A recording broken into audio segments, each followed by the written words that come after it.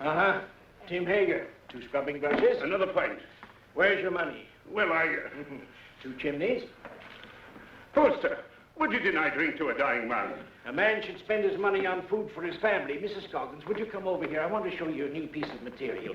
It's fresh off the Boston packet. And that's fine quality. Now feel it. Be a wonderful dress for your little girl. Don't you think so?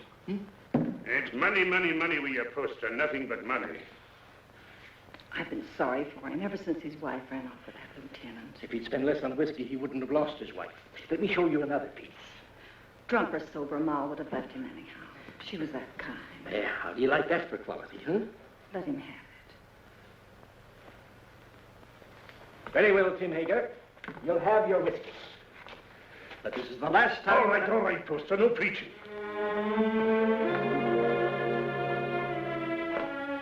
It's his little girl I feel sorry for. Poor little Jenny Hager.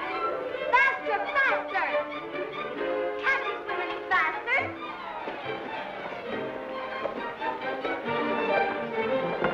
You're not even trying. Faster, faster, faster! Faster, faster! Come on, faster!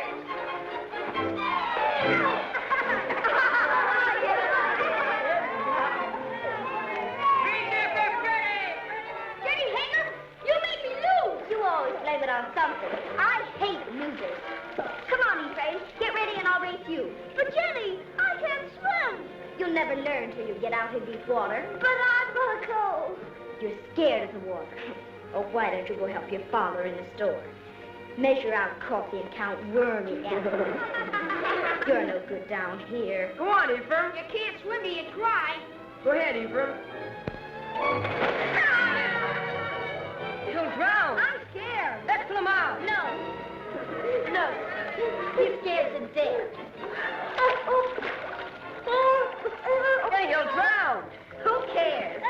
What's all that racket about? The Jets look for it. Poor Ephraim. Poor Ephraim. Off this. Come on. Hey, what's going on here? Good gracious.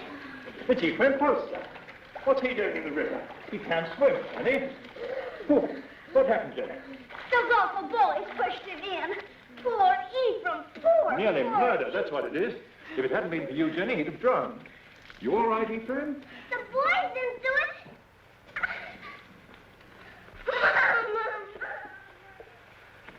There we are. Ah, Tim, just in time. Huh? This little girl of yours is just... Tim Hager. Stumbling drunk in the middle of the day. You ought to be looking after you, Jenny, not going from tavern to Jenny? tavern like... I've no wife to care for either of us now. It takes money to bring up a fine lass, Your Honor. You mean it takes money to keep yourself drunk? Papa, let Jenny come to boarding school with me. Would you like to come to boarding school with me, Jenny? Would you? Boarding school? Yes. I like that. I can't send you to boarding school, but you could come live at the house and earn your keep, I guess. Help in the kitchen and run errands for Mrs. Saladin. No. If I can't go to boarding school with Meg, I'll stay with my father. All right. He is your father, at least in the eyes of the law. Now, you look after that girl of yours, Tim Hager, and stop being a disgrace to Bangor. Thank you, Your Honor. Drive on. Now, young Poster, we'll take you to your father's store. That tight-fisted, sour-blooded old skinflint. You might be better off with Mr. Saladin, Jenny. Not in Mrs. Saladin's kitchen. I've no money to bring you up properly. Never mind. Before long, we'll have everything. Houses and carriages, horses and kitchen maids. All those things, my lass, you're a wee bit young. Just as soon as I grow up, we'll have everything we want. Because I'm going to be beautiful. Empty. Beautiful.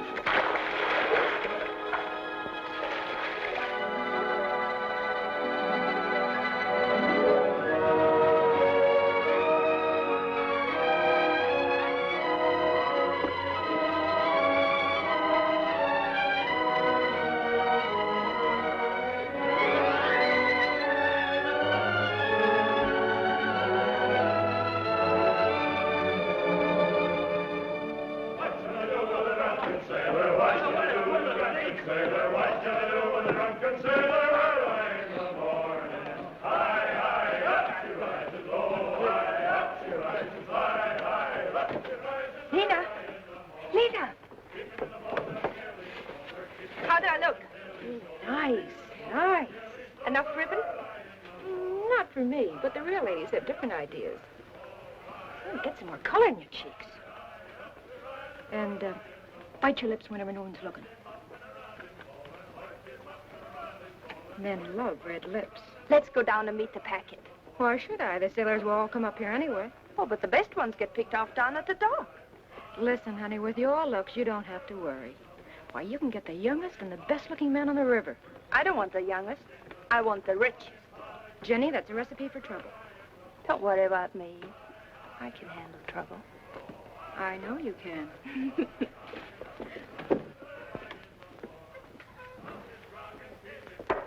Whiskey. All right, Mr. Hager, but you needn't holler. Someone might hear you out in the street. Who, for instance? Jenny, for instance. Jen.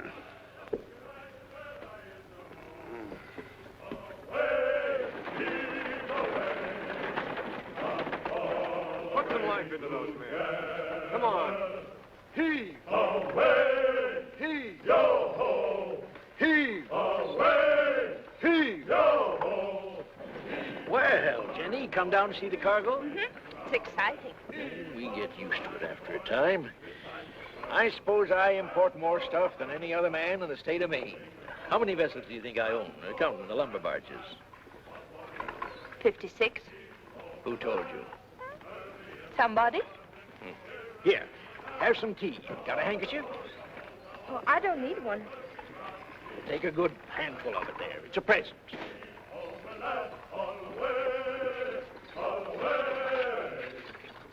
The work was hard and the voyage was long. The seas were high and the gales were strong. So heave ho, my lad, come on away together. The sails are filled, our work is done. Yo ho!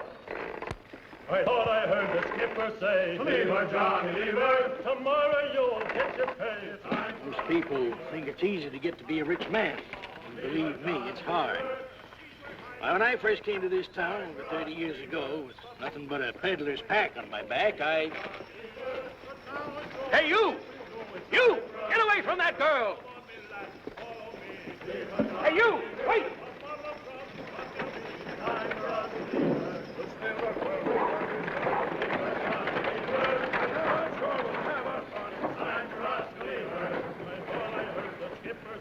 Leave her, Johnny, leave her.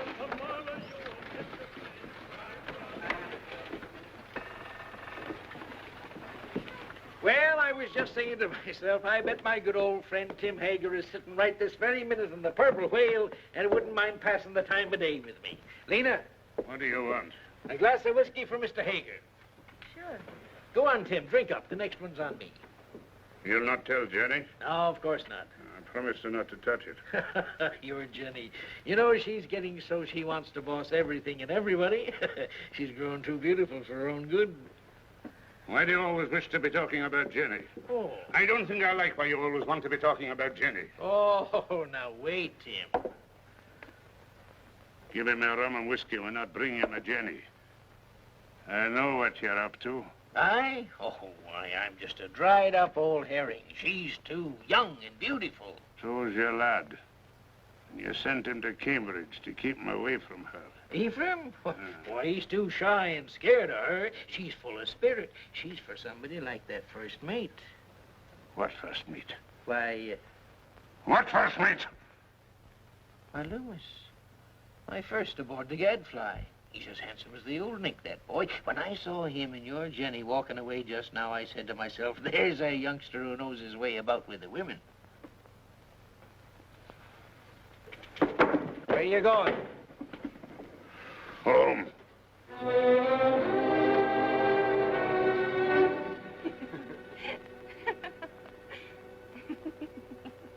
Good night. Oh, once I loved a pretty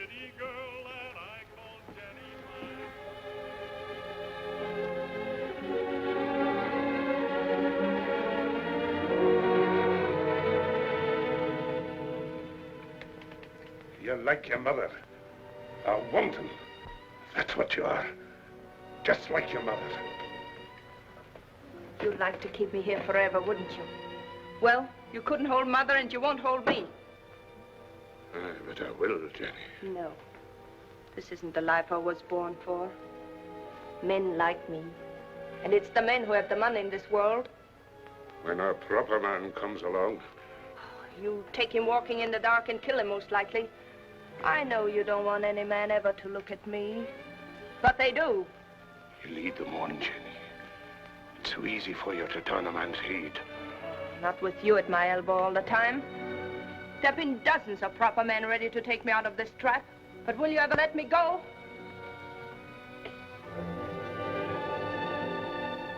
I know Mr. Poster wants me.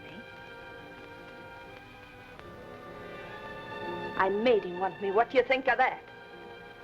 There's a devil in you, Jenny Hager. A devil straight from the bad place.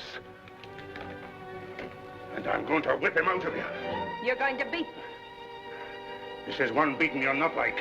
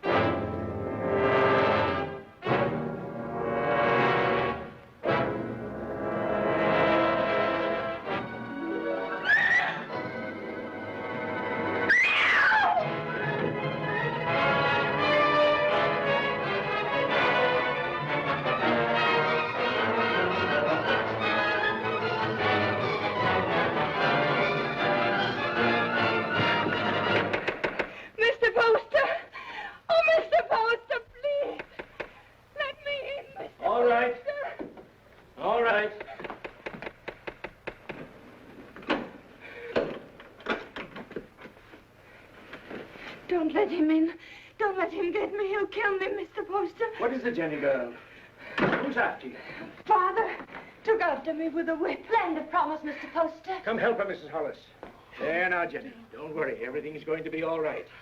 You bathe her and rub some butter on them bruises and put her in my bed. Oh, that Tim Hager, he ought to be birched. That would take 6 men to do it. He's big, Mrs. Hollis, but no bigger than righteousness. If the town don't birch him, he'll be birched by the Lord. You showed good sense, Jenny, in coming to me. I'll do this. You stay outside. Oh, there now. If you keep on crying, your face will be all swole up tomorrow. And that's no way for a pretty face to be. He held me with one hand so that I couldn't move. And then he beat me until I thought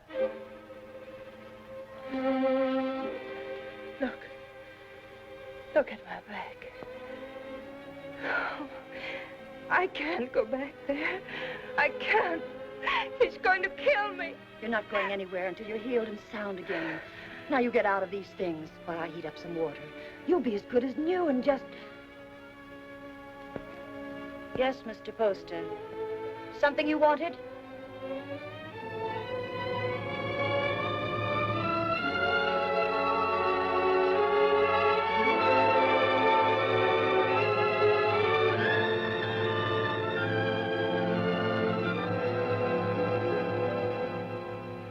Drove her out into the night like a dog that wouldn't obey.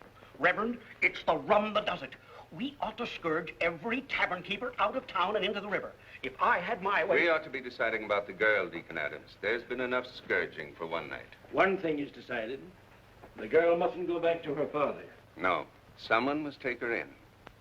I would, only my daughter Mary doesn't like the poor girl. Then she's not for your house, Reverend. Make a bad situation worse. I guess we could use her to clean and maybe help in the kitchen. But a young girl eats like a man. It's more than victuals, Deacon Adams. Your wife has all the understanding in her heart that a man could ask. But Jenny's of marriageable age. Yes, that's bad. And yet we can't turn her loose on the town's charity. She needs a home. Well, yours is fairly empty. Oh, no. Leave me out of it. It wouldn't be suitable for me to take her into my house. I have no wife. You have a housekeeper, a very respectable woman. But she might leave me, and I'm not able to get another. We'd have a scandal in the town. Aye. No, marriage is the only answer. And the answer to that is a younger man. What about your son Ephraim? They used to be so much together. Oh, he's a schoolboy, frittering away his time at college. She needs a responsible man. Well, there must be someone. A pretty girl always has a lot of friends. What good are friends? Most of them no older than her. It's our duty to find her a good home, an honorable name, regardless of the man's age. And it should be somebody with money. And by that description, Mr. Poster, you've named yourself. Oh, no. She turned first of all to you, Isaiah. Besides, I know you're not a man to thrust a suffering lamb back into the wilderness. Maybe she won't have me. She'll marry you, Isaiah. She's a sensible girl. And in the meantime... Mary? Mary. Bring me one of your dresses. Anything, only not too expensive. I'd be good to you, Jenny, if you married me. Like a father. A good father. And he ought to know how with a son your age. You can go back to sleep now, Mrs. Hollis. You've done all you can for tonight. I'll make up Mr. Ephraim's bed for you, Mr. Poster. It ain't as warm there, but you'll be comfortable. Your father couldn't come after you, Jenny, if you married Mr. Poster. You'd be free. An intelligent girl thinks of the future when she chooses a husband. I could marry you to each other right now, Jenny. And you'd be a rich woman. It's for you to decide.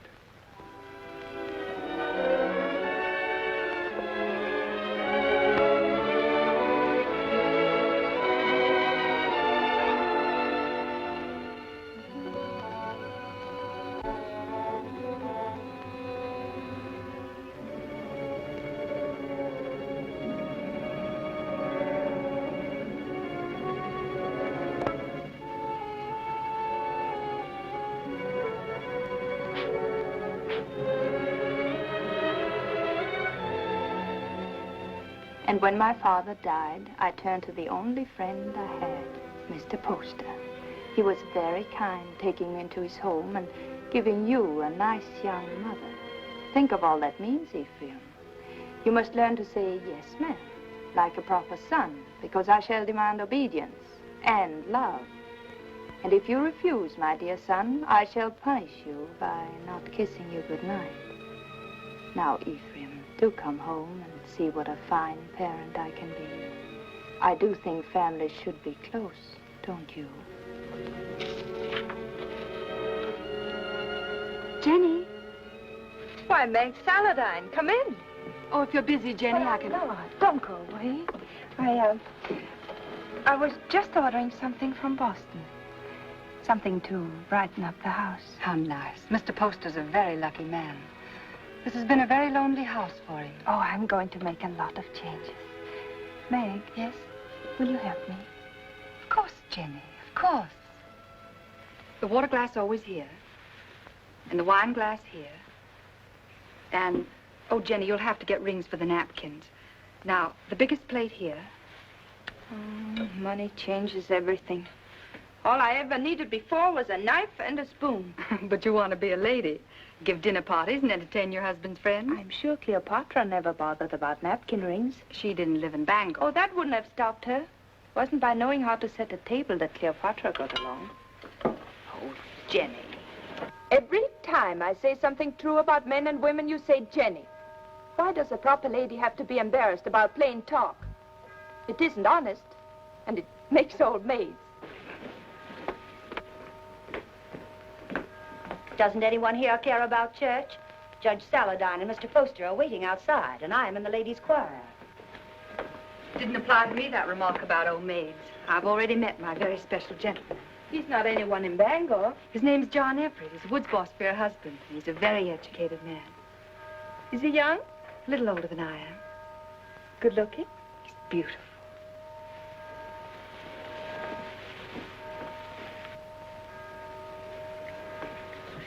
Why don't you marry him?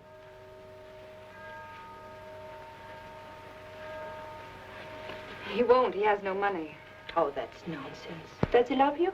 Yes. And you love him? Then make him marry you. Oh, Jenny, I wish I knew how. He's not like the others. He thinks things out. I'd know how.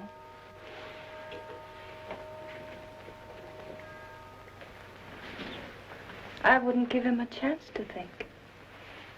Fear, oh, fear beside.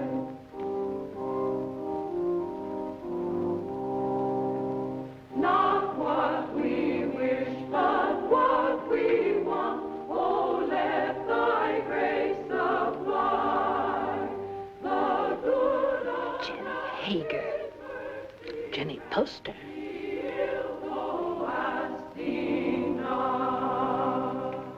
Before me sit the wealthiest families in Bangor.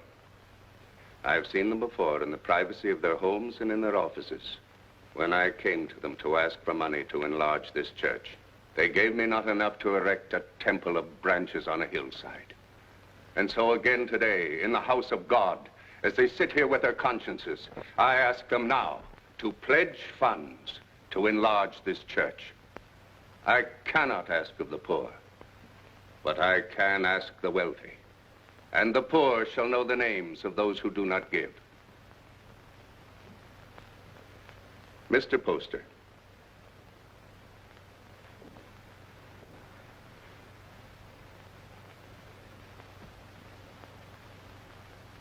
Judge Saladine. Mr. Burroughs. Mr. Bailey. Mr. Clayton. This is intolerable. If you have no feeling for your fellow men, at least take some interest in the welfare of your own children. Grog shops and low houses cover every inch of our waterfront. Our wealth is poured into Devil's Half-Acre. And our young men, your sons, have nowhere else to go. Give me a bigger church, and I'll keep them here. Will no one pledge to the church more than just enough to save his face? Mr. and Mrs. Isaiah Poster will contribute $1,000.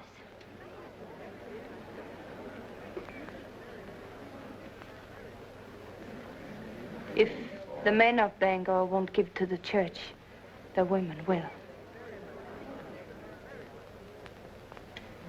Mr. and Mrs. Partridge pledge $500.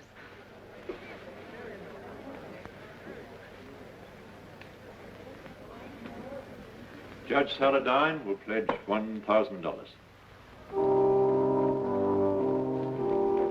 Jenny, I want you to go on working for the church. A church can endure only upon deeds and not lip service. I'd say her lips have done you enough service. $1,000. If you think I've so much money, you ought to... Stop it, Isaiah. You're the luckiest man in Bangor. Oh, Mrs. Poster, I'm so glad to see the younger members taking an interest in the church, and I must apologize for not calling on you directly after you were married. That was a wonderful contribution, Jenny.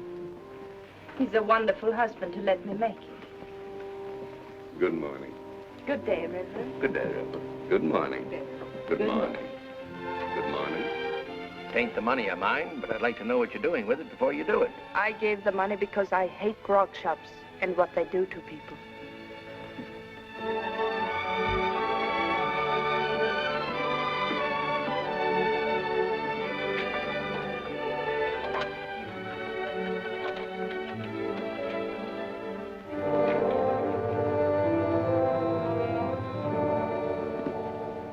How are you, Father?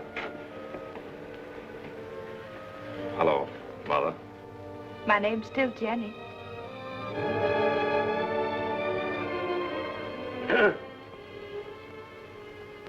You came home, did you? I thought you'd be on your way to England by now. Oh, England is full of architects. I knew you'd come home. Isaiah told me he sent you money to travel for a while, but I didn't think you would. I came close to it. I didn't know whether to mind your letter or mind his and go away. It's easy to see which one you thought more of. Now, why do we stand here? Let's go in around.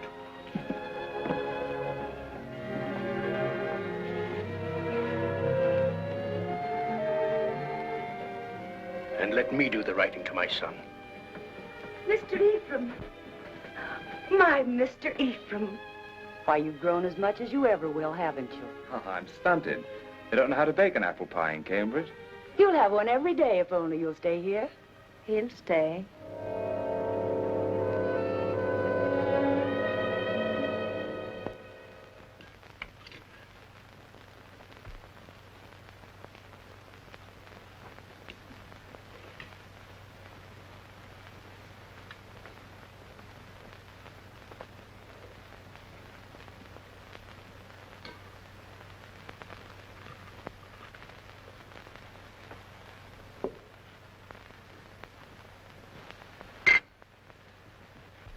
You'll find little to keep you in Bangor, Ephraim.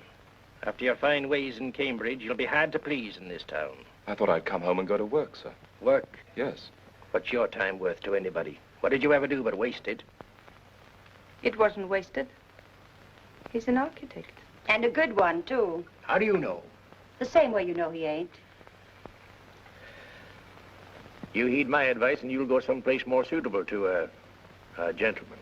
Bangor's a boom town. Loud, rough, growing faster than law and order. Takes a strong, stubborn man to make his way here. We need gentlemen, too. For what? To tell you the kind of bonnets and doodads the Boston ladies are wearing? Yes. A young man of fashion would be very popular in Bangor.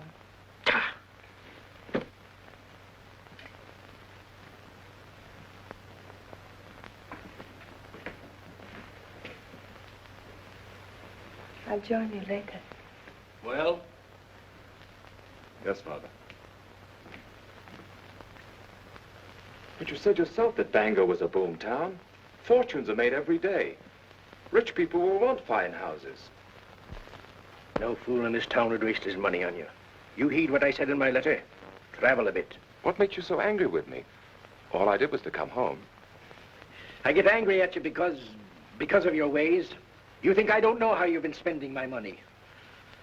Hard drink and easy women. I know your kind. Isaiah, you shouldn't upset your father. I'm sorry. All right, Father, I'll go away. If you really want me to. I don't think he does. You want your son to live at home, don't you, Isaiah?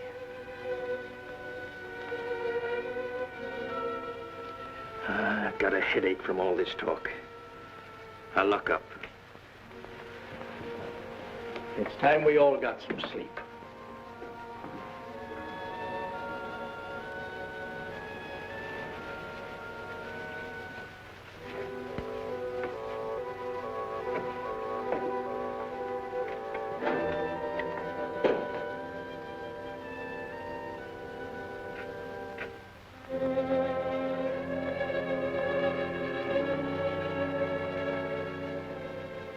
Shall I light your way? Thank you.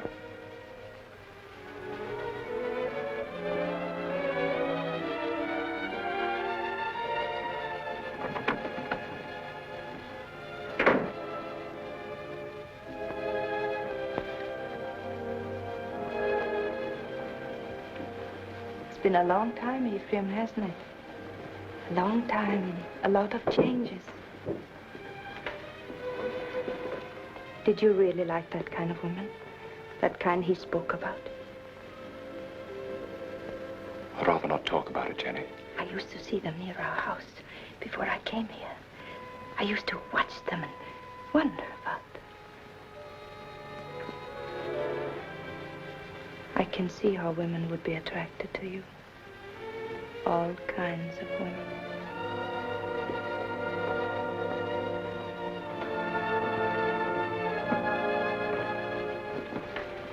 Good Good night, Ephraim.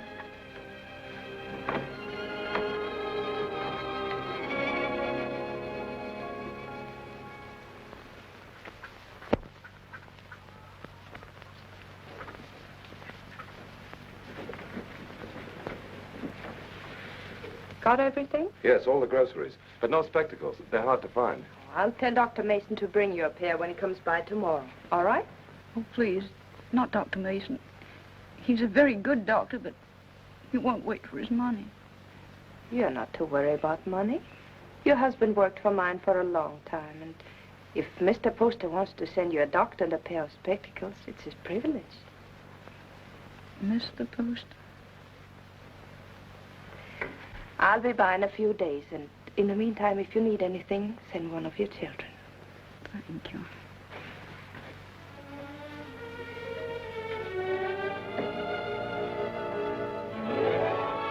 That's the way to hold your place in the town, Ephraim. And the people love you for it, Jenny. And I do want my husband and my son to be proud of me. Well, I wanted to see how you spend your days. Thanks for showing me. You've grown, Jenny. My father's wife's a great lady. I think behind Mrs. Isaiah Poster, you'll still find Jenny Hager. You remember Jenny Hager? Oh, that little ruffian? Well, she pushed me in the river right here. That isn't true. The others pushed you in. I pulled you out. Oh, that's right, you did. Of course I did. Didn't we always stick together? Ephraim and Jenny, side by side against the world. Oh, we had good times here, didn't we?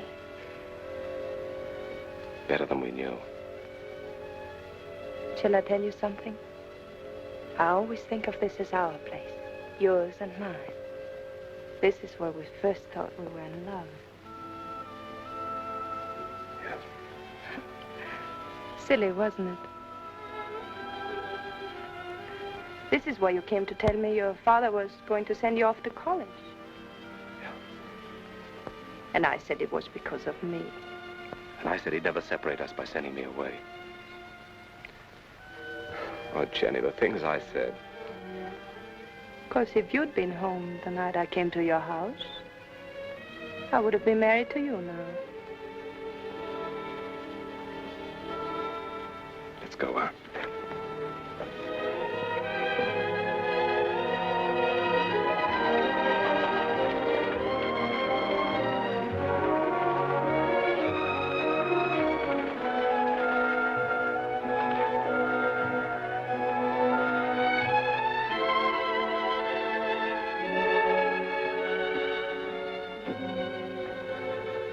Come into the store and wait on me the way you used to. Another time, Jenny. I want to go up and talk to Father.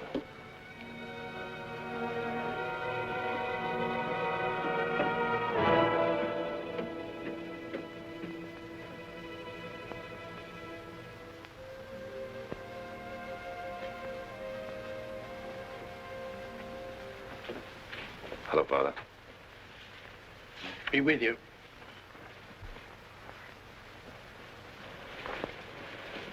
What you been doing all day?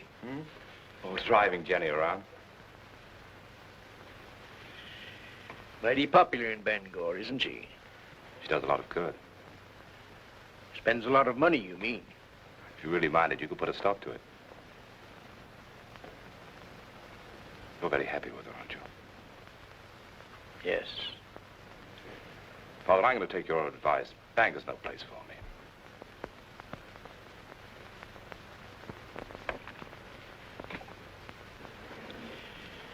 When will you be leaving? Right away, before the river freezes. I thought I'd spend the winter in Boston and then go off to Europe in the spring. I think your father needs you here, Ephraim. Why, Jenny, you feet like a bird. I didn't hear a sound. You want him to stay, don't you, Isaiah? Why don't you tell him you want him to stay? Can't you be honest with your own son? I'm honest with everybody. You might be of some small use to me if you stay on. But if you don't like it here, get out. Only don't come meeching back again. If you go, I'm through with you. I'll take you home.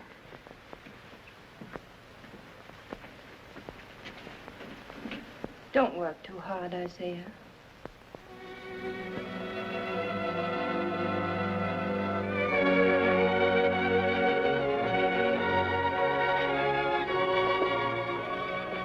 surprise. When Bangor's Lady of Mercy goes out to deliver her packages, her sleigh should fit the season. That's a confession you've been thinking of me. Of course I think of you. Yet you've been avoiding me. Careful. Paint. Put it down.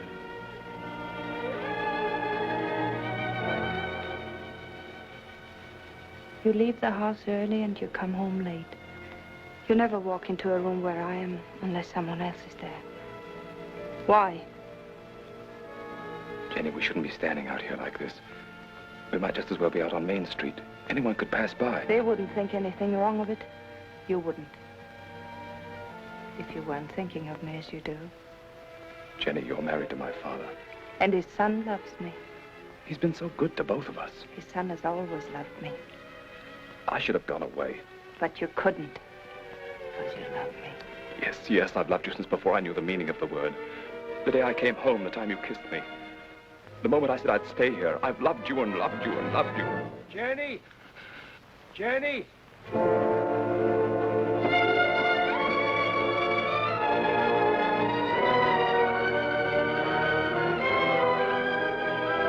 Jenny! Father's very ill. Send for a doctor.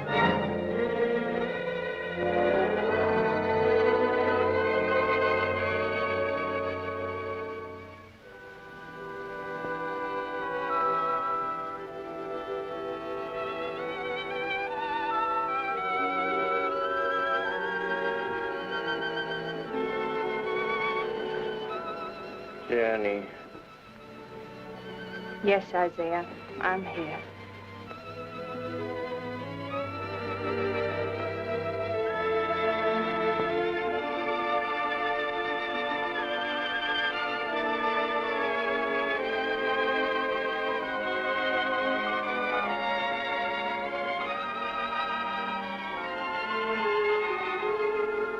You keep this up and you'll fall in your tracks. Go to bed, child. Get some rest. No, I'm strong. Stronger than you think. I'll be all right.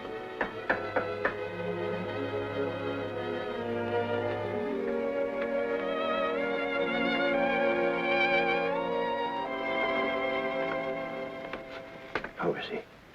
Just the same, sir. Is there any possibility of speaking with him, Jenny? There's trouble in town. Dr. Mason says warm weather might bring him around. But that's a long way off. We're at our wits' end. There are too many people in town, too much idleness. Did you hear the shooting last night?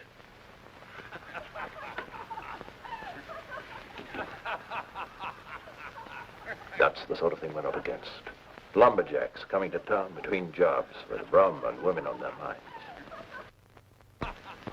He told us 2 years ago we should have a police force. We should have listened to him.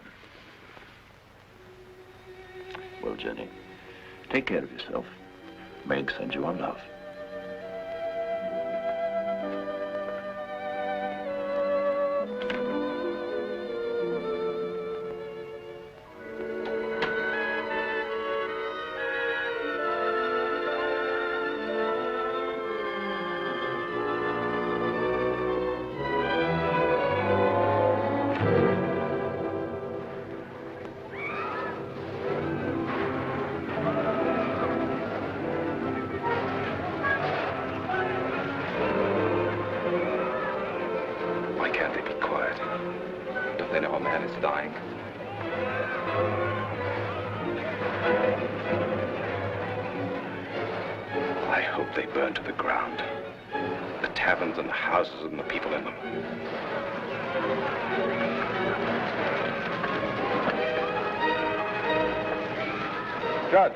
Judge Paladine. There you are. Ephraim, I want you to ride to your father's number 3 camp. Tell him we're having a ride, that we need every man down here to keep order till the militia come in. I can't leave the house. The Tempest girl stole a lumberjack's wallet. And the drunken fools are firing every tavern in Devil's Half Acre. I can't go now. Didn't Dr. Mason tell you about Father? Your father's only one man, Ephraim. We're trying to save the life of the town itself. What do I care about the town? Maybe it needs a good fire to clean it up. He'll go. I'll stay with your father, Ephraim. Hurry, Ephraim. We need those men.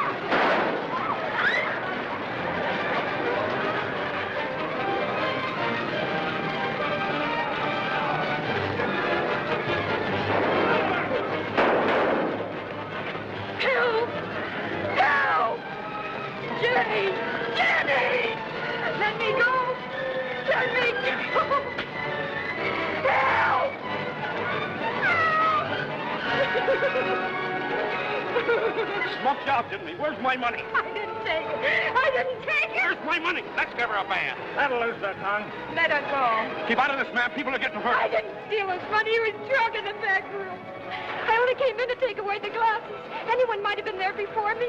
It had to be mighty fast to get in a man's pockets before you. $100 a hole when there's work. I say dip her in the river. Come on, what you do with it? Oh, Jenny. Let her go. I'll give you the money.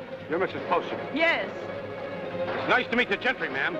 But I'm not so sure I'll be happy just to get my money back. We want to know what's going to happen to her. Since I'm giving you the money, it's my right to decide that. Why do we gibble and gabble about it? There's the girl, there's the river. Let's give her a band. Wait. We'll be waiting for your store to open in the morning. If the money isn't there, we're coming up here and collect it.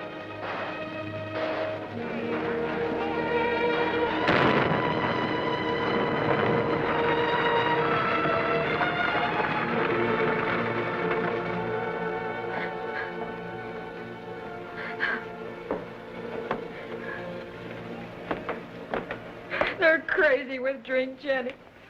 Burning and shooting and stabbing.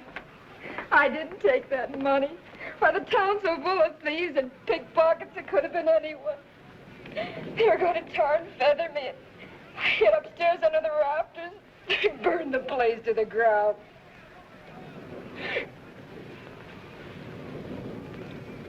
If I'm to go up to Camp 3, I better leave now. I want to be back in the morning.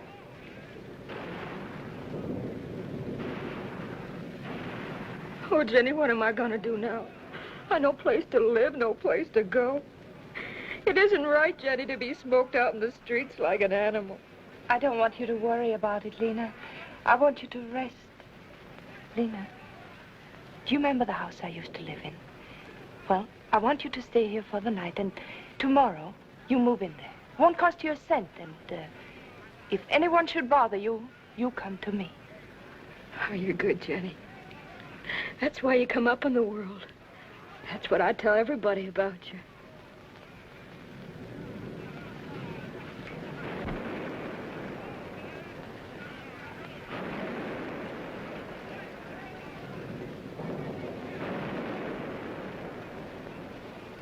Jenny, you're wonderful.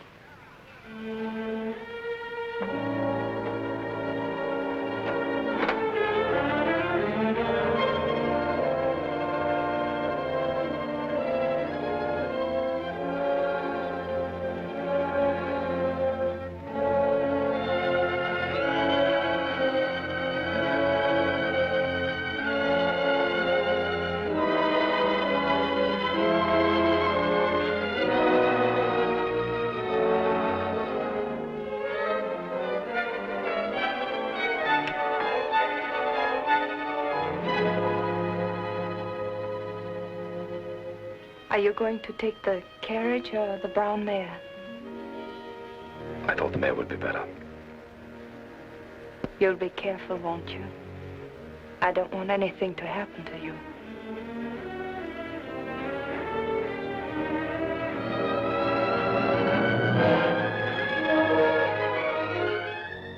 Mrs. Poster? Oh, Mrs. Poster?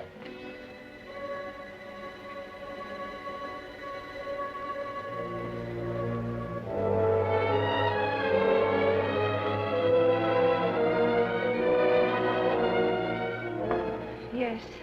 The fever's broke. He's breathing better. He's going to get well.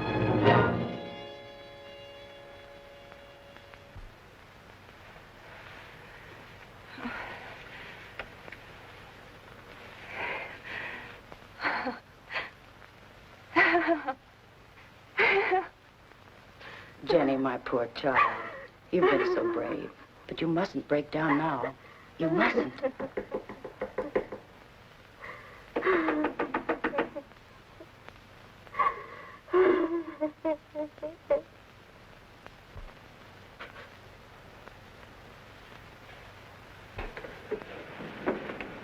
Has Mrs. Poster gone to bed? Does she ever go to bed, the poor child, nursing and tending her husband? Tell her to come to the Saladine house. The girl will need her. What's the matter? Judge Saladine got into the fight. Hurt? Dead. Ask Mrs. Poster to come with us. It needs a woman to tell the girl. Mrs. Poster's been under a great strain. She's gone through enough. You better get someone else. Wait.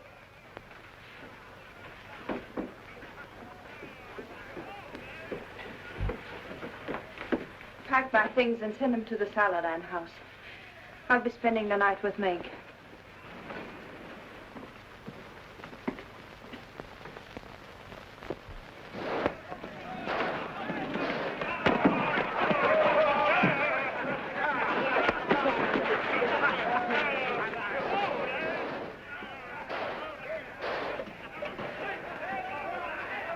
What's the matter?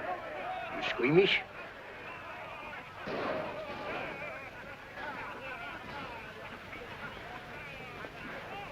They're still fighting. Can't someone ask for permission to bury the dead? I did.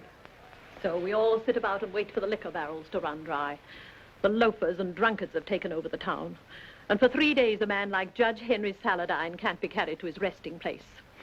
There's a fine victory for rum. Don't talk like a fool. When those woodsmen come in from the timber, they want some excitement after the winter's work. You take away their pleasures, they'll go to work in another part of the country. Which only proves that we've got to have a police force, some sort of city government, that's all. You've been too tolerant a man, Isaiah Poster. Too interested in lining your pocket. When my lumberjacks come down from the hills, they'll patrol the town till we get them decently harried. Why don't you lie down for a while? You worried about me, Jenny? But you'd found out what kind of a tough old tamer I married.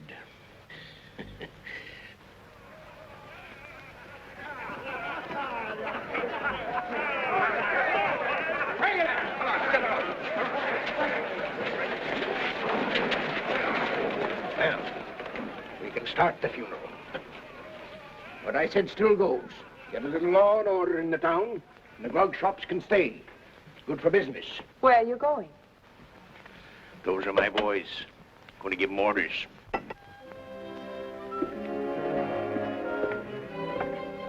Look.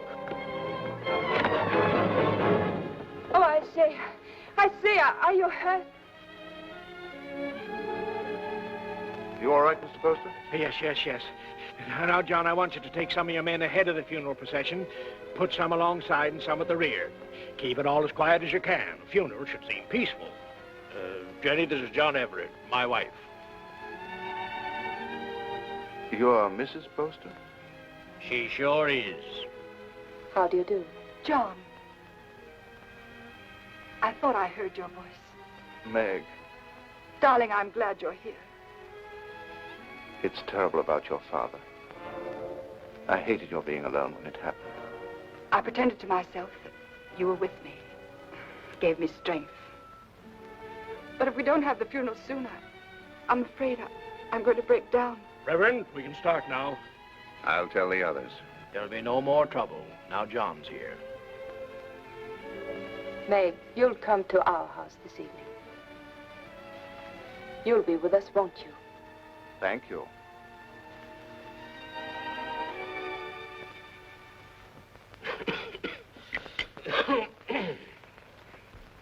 No, those aren't my after-dinner pills. These are from my spleen.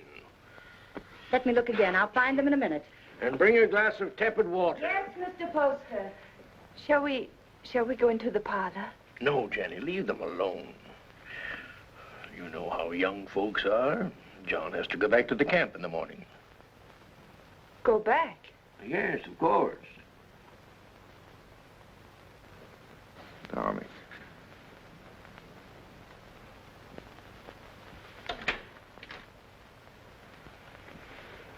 Our lovebirds have closed the door.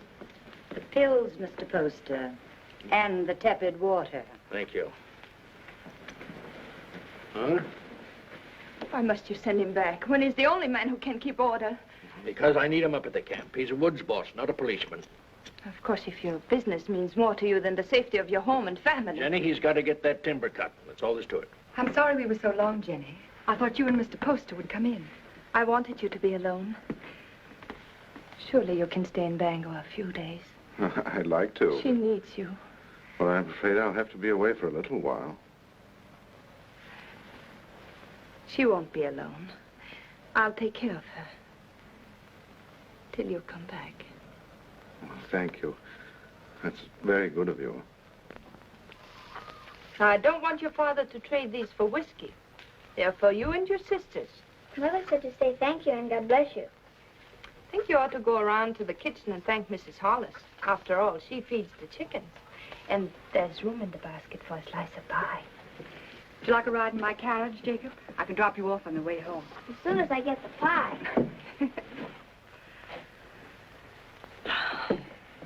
Isn't it a beautiful morning? Jenny, I've been wanting to speak to you. You have? What about? Well, not here. Let's walk down to the river. Oh, but not now, Ephraim.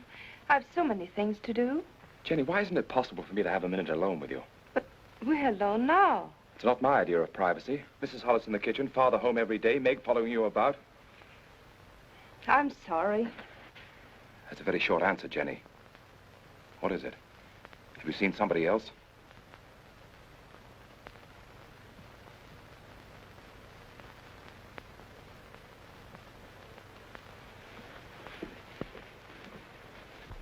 They stole nearly 10,000 feet of first-run pine.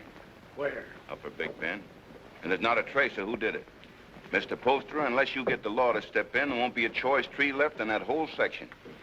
Law. I own that land, and I'll make my own laws. I've got to make a trip up to the hill countries. Timber pirates. I want you to come with me. Me? It's time you saw what pine on the stump looks like. It's my business, and you ought to learn it. Come along, I'll get you something to eat. Thank you, sir.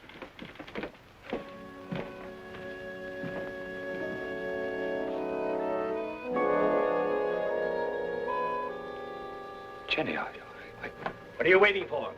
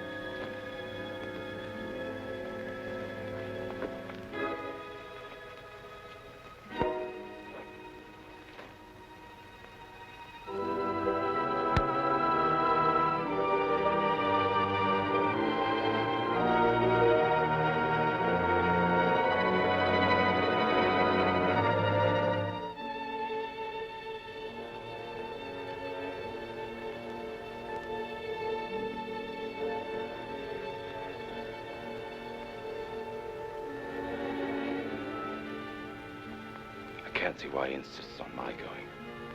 I'll be dead useless weight, and afraid of the water besides. Boats would be bad enough. These would be canoes, flimsy Indian canoes made of birch bark.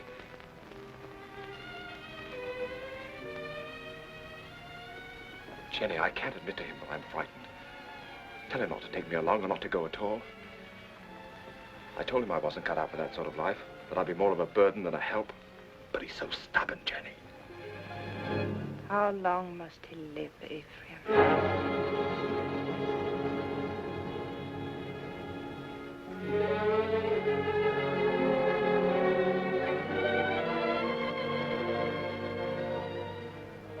How long must he live between us? Jenny, don't talk like that. I want you to do something for us. You're afraid. I could promise you so many things, and yet you're afraid. He's my father. As long as he's alive. Why does everything frighten you? You're going to make me very angry. And if I get angry and go on wanting you the way I do, I might tell him what happened between us. Nothing has happened between us. No. But which of us will he believe? Jenny, you couldn't. You know what that would do. He lived a full and useful life. It would be a pity to see him die. But a greater pity to see his life ruined. With a lie. We've been living a lie, Ephraim, and I want to be done with it. I want you to return alone.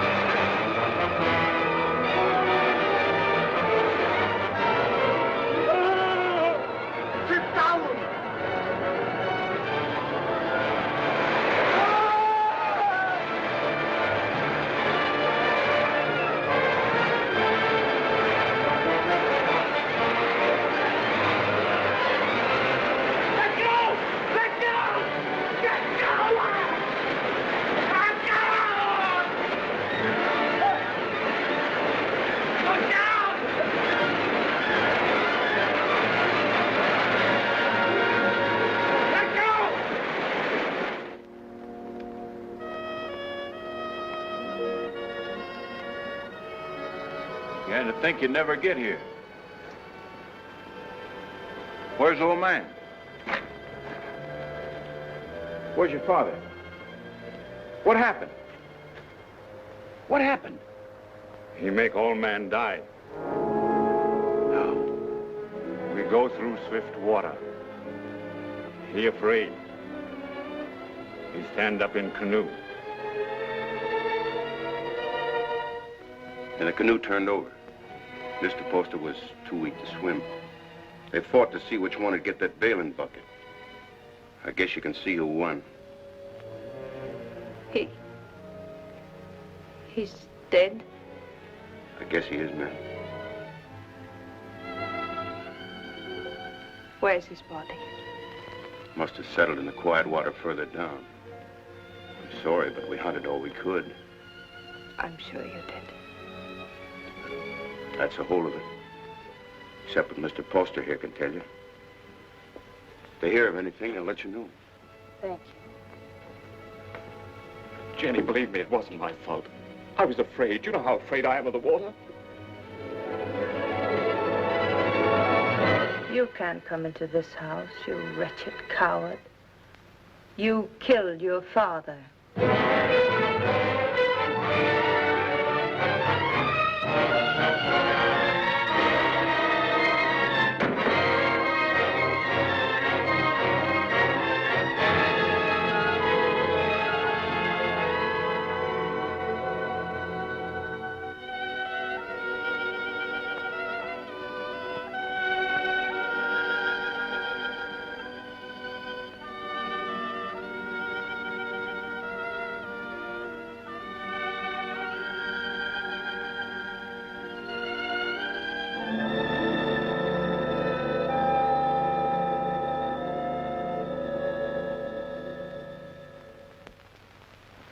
My husband was a fine businessman, but it never occurred to him to provide for the handling of his fortune after his passing. Well, there'll be no cold, unfriendly bang telling my woods bosses what to do. No disrespect intended, Mrs. Poster, but it's a man's world we live in up in the woods, and we don't rightly see how a woman fits in. Duncan's right. Right, man. You'll go right on living in your world without interference. I'll own the properties, but you'll take your orders from your superintendent, John Everett. That's fine. That's fine. That's a great honor, Mrs. Poster, but My husband would have selected you, so I'll do it in his place. Thank you for helping me, gentlemen. This will be the first time I ever worked for a woman. Go down in there.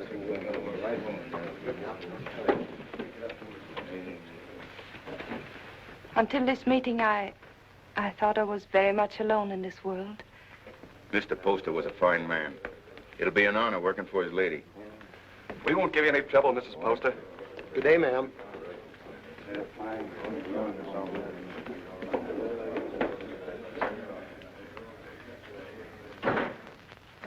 this is a wonderful thing you've done for me, Mrs. Poster.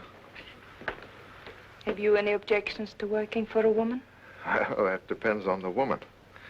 It'll be like managing a kingdom. Mr. Poster used to think of whole townships as other men think of acres. It really is a kingdom he built up. It's too bad. Too bad there's no heir to take the throne. Yes. Poor Ephraim. I never gave him a chance to explain. I accused him without proof. What more could you need? They saw him do it. I didn't. And I know he loved his father. You've got to stop brooding over it, Mrs. Poster. You'll only harm yourself, and it won't help Ephraim. I saw him on the street last week. He was drunk. And Deacon Adams was shouting, "You've chosen your damnation, and eternally damned you'll be." There wasn't anything you could do to save him. You're very tired, Mrs. Poster. I won't be after today. I've placed my troubles on your shoulders. Please carry them well for me.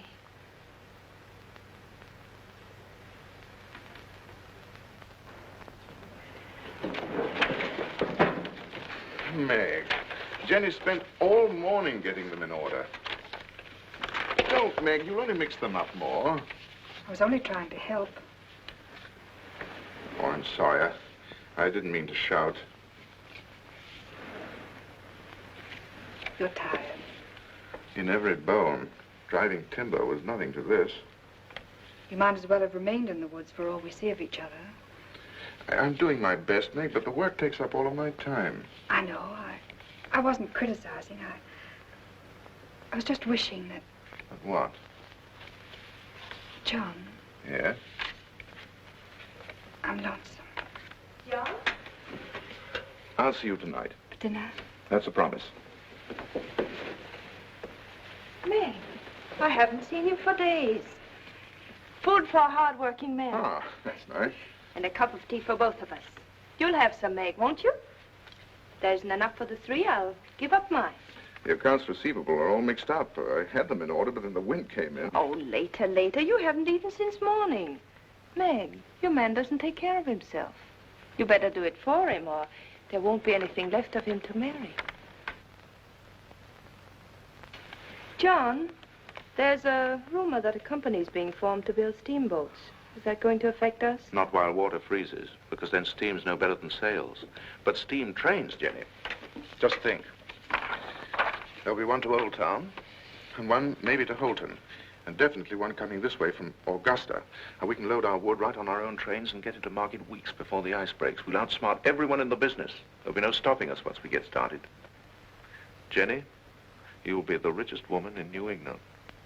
Then we'll have to make you the richest man. What's happened to Meg? Meg?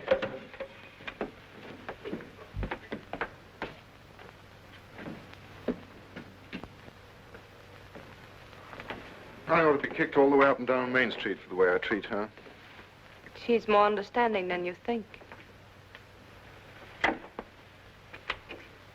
I'll be with the Temperance League all afternoon, so if there's anything important you want to discuss with me now... Nothing that can't wait. It's Mrs. Hollis in the store. Tearing it apart? No, she wants me to drive her home. Working again tonight? I'm having dinner with Meg. Good. Take better care of her, John. You do neglect her. Goodbye. Bye.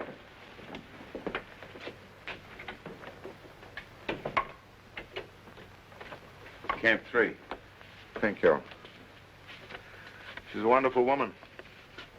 Someday I'm going to pull a bottle out of his hand and bash his head in.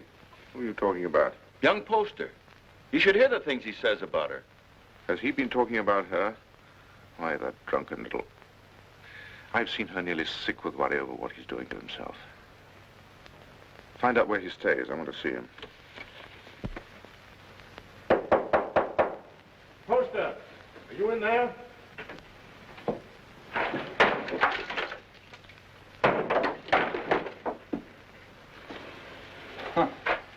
I must be making trouble. Much more than you're worth. I'm worth very little.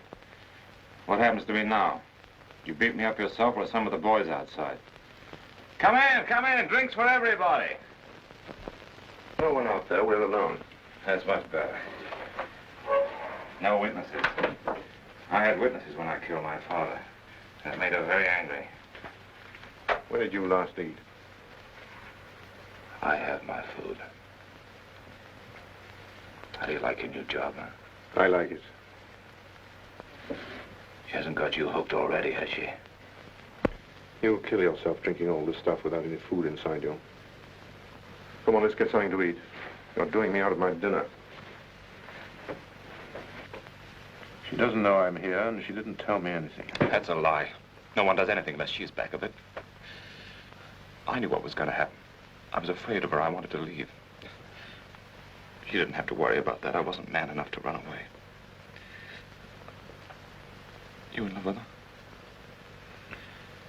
I happen to be engaged to someone else. What difference does that make? Jenny was married to my father. She told me one night she'd marry me if he died. You don't believe a word I say, do you? You're like everybody. No one will believe me. Go on talking. The night before we were due to start, she made love to me till I was nearly crazy. You don't believe that either, but it's the truth. I've always been scared of the water. Even when I was a little boy. Jenny knew that. I was scared in the canoe on the trip, and I couldn't eat or sleep anyway from thinking of her. I only remember being in the water with a bailing bucket holding me up, and somebody grabbed for it. I beat him off till he sank and drowned. I didn't know who he was.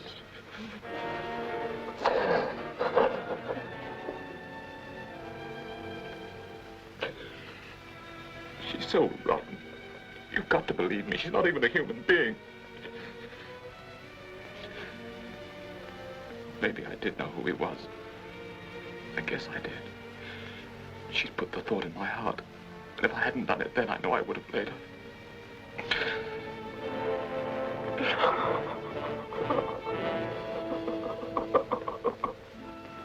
I don't know what you're talking about. You didn't make him love you? But of course I did. He was my husband's son. I wanted him to love me. That isn't what he meant. Was he sober when he told you that? Jenny, don't you think I know when a man is lying? Before he talks very much more, you better prove that you had nothing to do with him. Prove? To whom? To the town. The town. Is that what you want? Come back with me to his shack. I want you to face him. Now. But... the rain. You know what happens to the roads in the rain? Yes. They get very muddy. But they don't change their direction. Good night. Oh, no. It isn't that I'm afraid. You mustn't believe him. Please. All right. I'll go.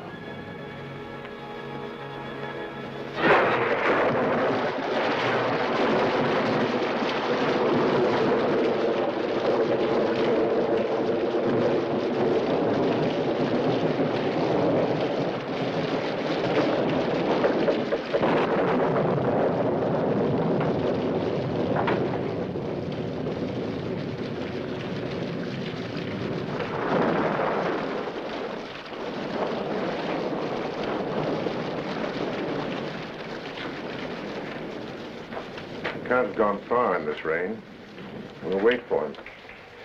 I'll put the horses in the shed if you'll light the way.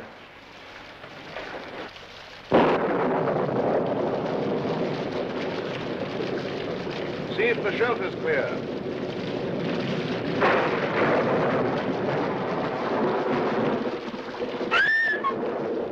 What's the matter, Jenny?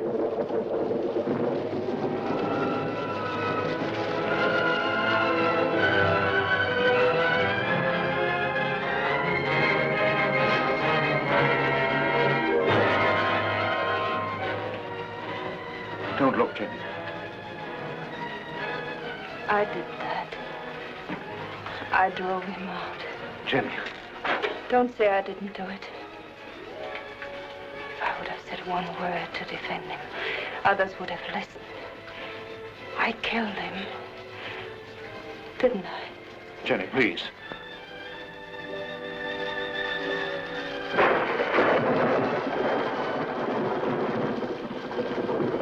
Go inside and sit down. You're shaking.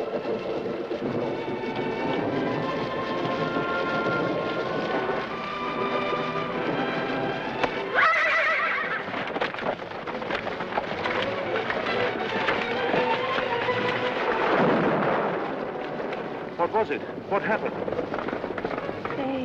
They were frightened.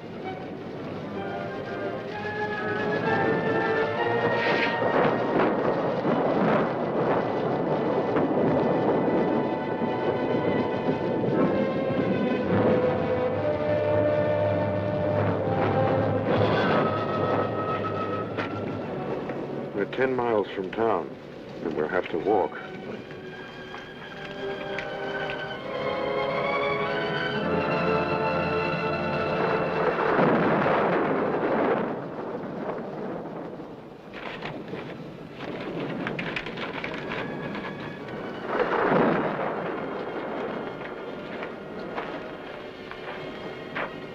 I can't understand how Ephraim could have done a thing like that. It isn't atonement, it's running away. And you can't run away from the hereafter. It's not Ephraim who's upsetting you. It's because you're here with me. Well, aren't you worried about your reputation? It's a small thing to worry about after that. You better try to sleep.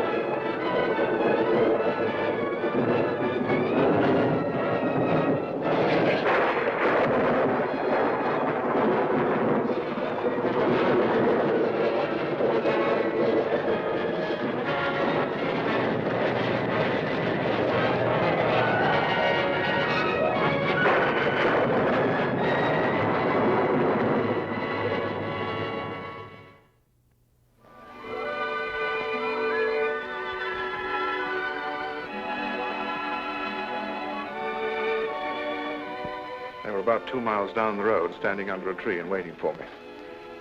And the carriage? Just a broken axle. I can fix it in an hour.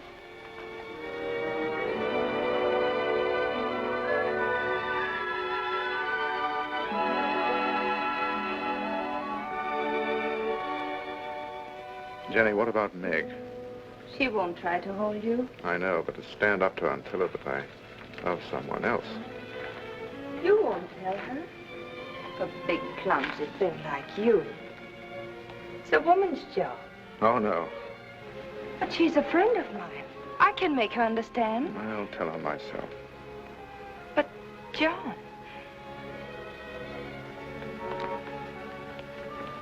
I'll tell her myself, Jenny.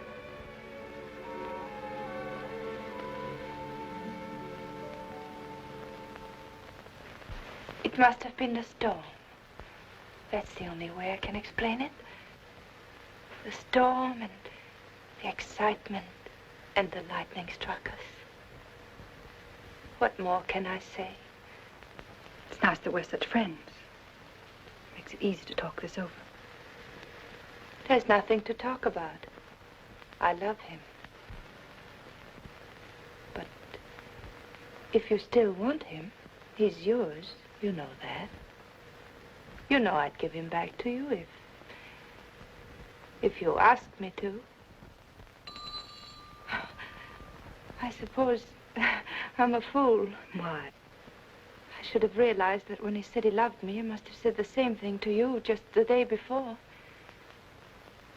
Oh, he didn't. He never said those words to me. I thought it was because he was shy.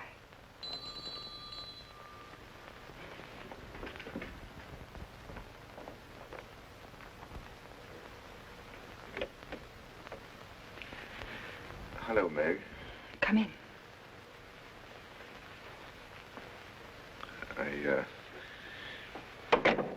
just wanted to explain why I didn't come to dinner last night. Right after you left the office, Alex Duncan came in.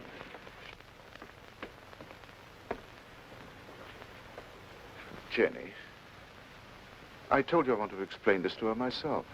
I didn't think you should. I'll be waiting for you outside.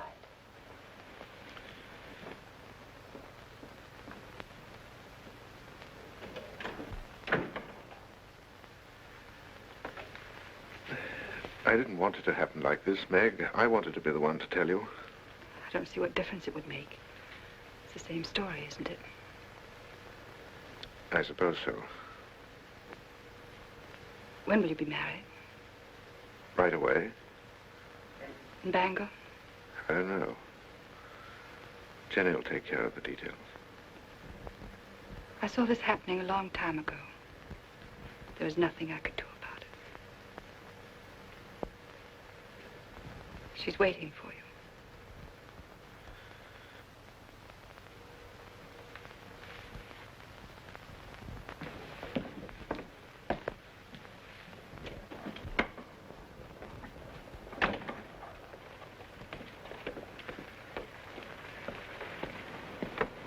Jenny, how could you do a thing like that?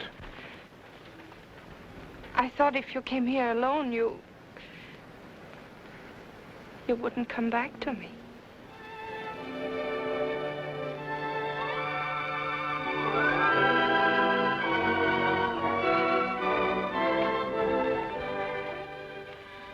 My dear son, I wanted to be with you this Christmas, to see you again, and to meet your wife. But all your brothers are bringing their families here, so I can only send you this ring in my place. It was given to me by your grandmother to be passed on to the wife of my eldest son, and I know Jenny will care enough about it to do the same. Will you? What if we only have daughters? We'll have sons. I've made up my mind.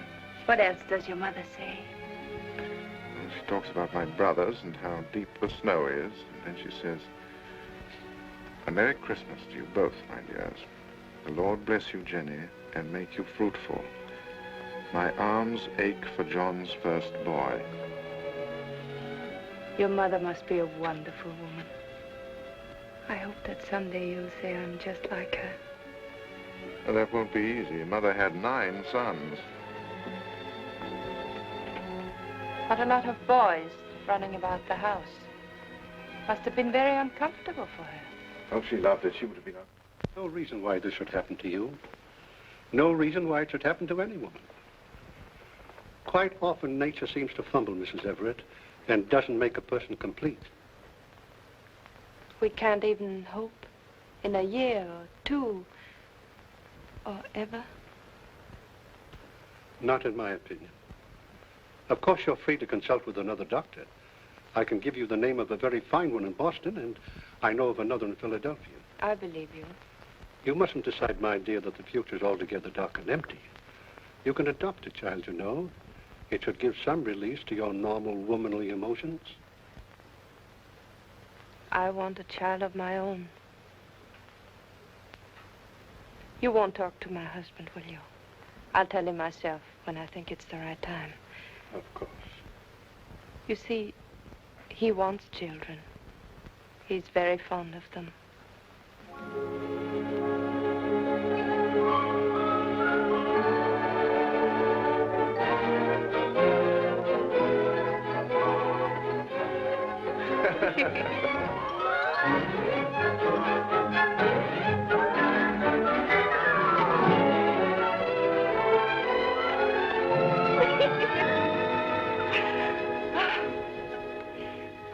I never knew what love was before you. I know now. I was never married to Isaiah at all. Jenny, I want you to forget Isaiah. I want you to forget your whole life before I came into it. You know, a lot of new furniture isn't going to change that house. Why do you want to go on living in it? Oh, but it's a good house, John. It'll stand for a long time. At least until we know just where to build another. Well, I'm not finicky about where it'll be. I just think you want to go on living in that old tomb. What do you say, Jenny? Should we start building our own house? But that is our house. Belongs to Isaiah Poster. Let him keep it. Oh, but he's dead and he left it to me. Belongs to him and his son, and it's full to the roof with sorrows. I want to get out of it.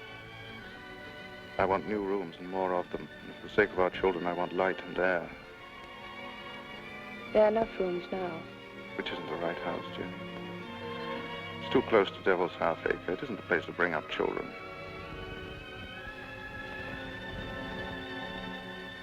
There won't be any children. Nonsense. Is it? Ask Dr. Bailey. He'll tell you.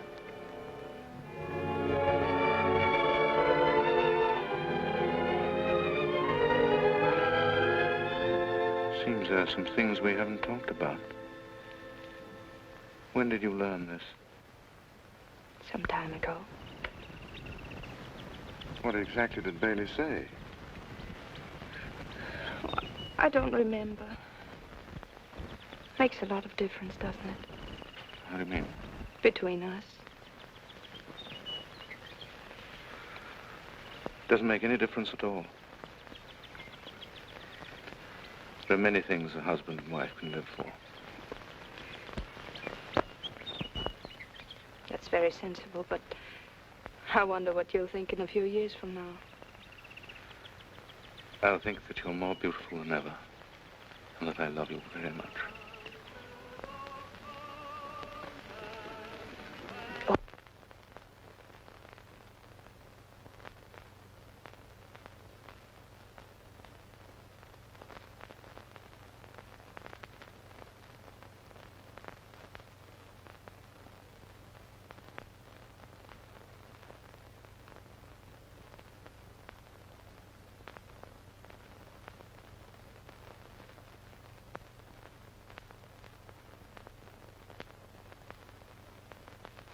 A tongue that will accuse you on the judgment day. There is a hand that is terrible in its strength. What is so beautiful as a pure woman? What is so vile as an evil one? The good women of Bangor, such loud amens and nodding of heads. Because I spend my fury upon her, and not on you. I'll cut her up. How sweet are the ladies of Sodom and Gomorrah. Secrets are among you. Who is named Vanity? And who is Lust?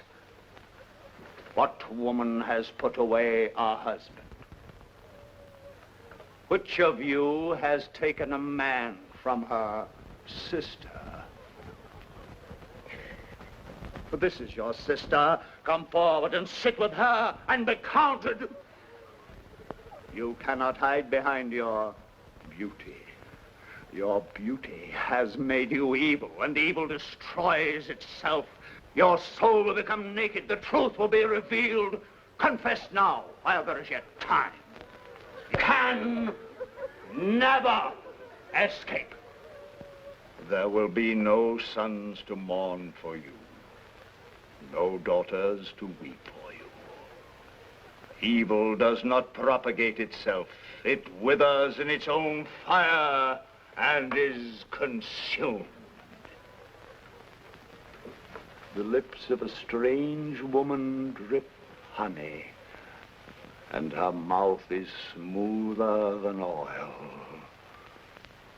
But her end is bitter as wormwood, sharp as a two-edged sword.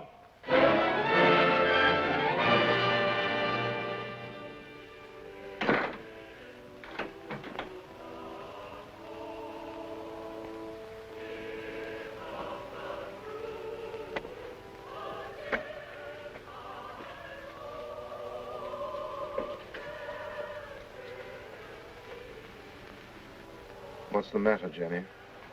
I want light. It's so dark. Why do you go to those meetings? It's not like ordinary church going. You come home exhausted and afraid. He was talking to me. Straight to me. I mean, what is it? The pit he talks about isn't down below, it's up here. I don't know why I listen to him. He tries to trap people. Tries to make them admit things that aren't true. He's not any better than the people he talks about. No, he's right. The town is becoming a sinkhole. That horrible man. To say to me what he did. He wasn't talking to you. He was talking to people like Lena. Jenny, I've come to a decision. We're going to put Lena out of your house. No. I don't care what she meant to you when you were a child. I'm talking about what she is now. I don't want you to be connected with her. Why not? In what way is she different from us? Except that she's more honest. She goes out of your house tomorrow. I don't want her sins on your hands. You good, righteous man. You hypocrite. Telling others what they must and must not do while you live in this house with me. Do you know what went on in this room before Ephraim killed his father? Jenny. Do you remember the things he said about me? You said he was drunk and afraid. Of course he was afraid. We're all afraid. There's hell opening under our feet. Jenny. This is where he sat. Sit down, John, and I'll show you how I made him kill his father. Sit down and I'll kiss you the way I kissed him. Why do you look at me like that? Why do you pretend everything he told you was true and you knew it? You knew it!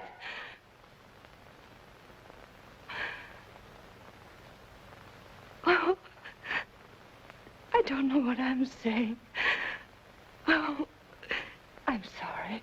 I'm sorry. Go to bed, Jenny. Please go to bed.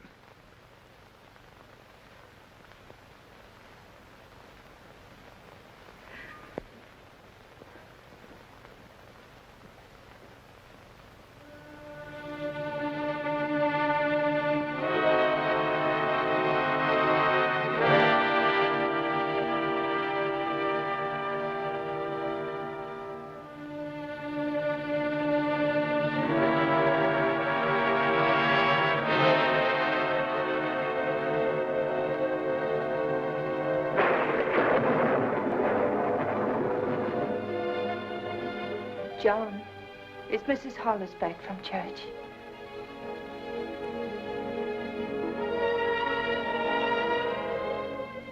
John, it's time for bed.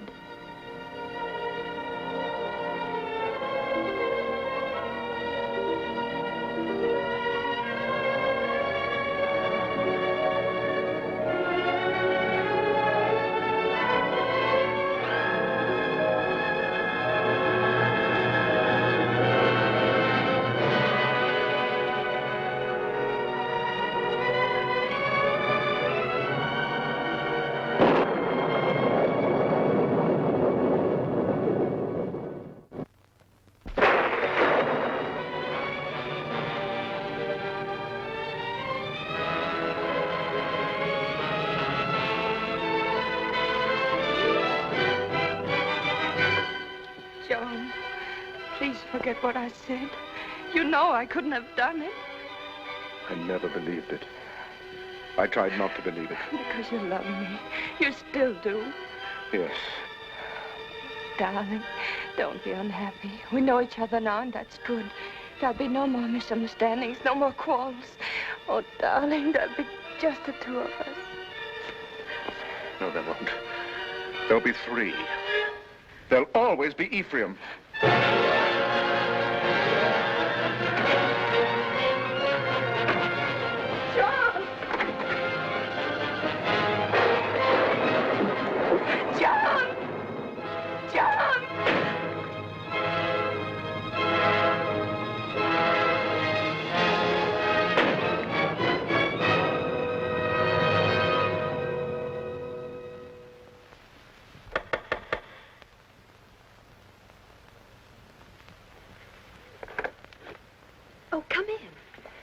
Mary, I'm looking for Mr. Everett. I thought he might be with Reverend Thatcher. Father isn't here right now, but if you'd like to wait... Oh, no, thank you. I have no time.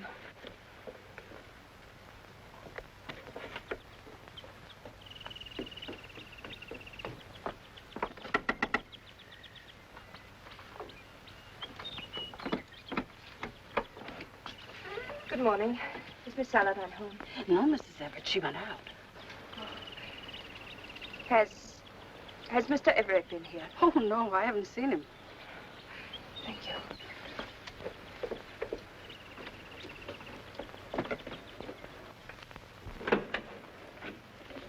Oh, I thought it was Mr. Everett. Do you know where he is? He didn't come in here, ma'am. I slept here last night on account of the rain, and you're the first one in. Mr. Everett tells me you're sending a school teacher up to every camp with more than 2 families. That's a handsome thing to do, ma'am. Guess you're mighty fond of children. Duncan, who did sleep here last night? Was it you or Mr. Everett? Ma'am, I told you. Oh, that's just another one he has. He sometimes... He wore this hat when he brought me home from church last night. And he wore it again when he went out for a walk. Now, why aren't you supposed to tell me where he is? You put me in an awful fix, ma'am. I promised him... Duncan, he isn't well. Couldn't you see that? What good is a promise to a sick man when it keeps his wife from helping him? Is that the trouble with him? I kind of thought he looked funny around the eyes. Where is he? Well, I'm not telling you, mind you, but that'd be the wrong kind of hat to wear up in the pine country. Where in the pine country? Fire watcher's cabin. Indian Hill. When will he be back? I don't know. 2, 3 days, I guess. Said he wanted to go up there and think a while. Oh, I got a loose mouth. That's my trouble. Makes 2 people I told where he is. Who is the other? Miss Saladin. Miss Saladin. Came in here about an hour ago and dug it out of me just like you did. Said she saw him last night alone. Acted like something was wrong. Next time he trusts me with anything, it'll... It was very good of you to come up here, Meg. But there's really nothing you can do to help me. No one can help me but myself. My whole life with Jenny has been the act of running away. I ran away from the woods where I belong. And again, I ran away from the truth when Ephraim tried to tell it to me. I forced myself not to believe him. I understand. If you had, you never would have married Jenny. No. This time, I'm not running away. Right or wrong, my place is with Jenny. I love her, and I'm going back to her. John, I'm glad. Because I believe that her love for you has made her as good as everyone always thought she was. Shall we go now?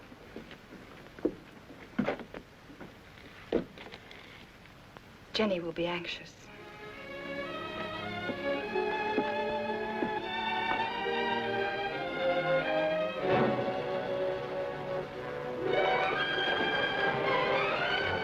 It's Jenny.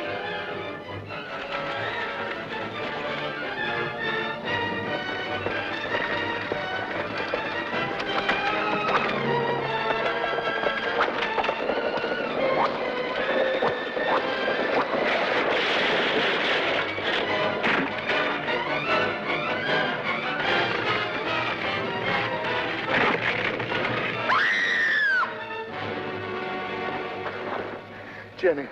Don't move me. John. Don't talk now. Meg, hurry up and get a doctor. Camp 3. I saw you with Meg, and I know. I tried to hurt you.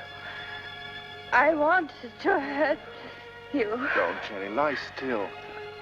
You don't know how I loved you so much. I'm afraid. Oh, John, where will they bury me? Jenny, don't talk about dying. Don't let them bury me with Poster. Or Ephraim, don't let them. Jenny, you're going to be all right. There'll be a doctor along and we'll take you home. I know. They'll bury me with Ephraim.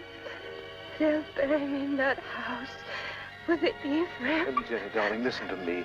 Nothing's going to happen to you. Not now or ever. As long as I'm with you. And I'll always be with you. I never went away. You do love me. I love you more than ever. I wanted so many things. I wanted the whole world. But it was really only you. Jenny. Jenny.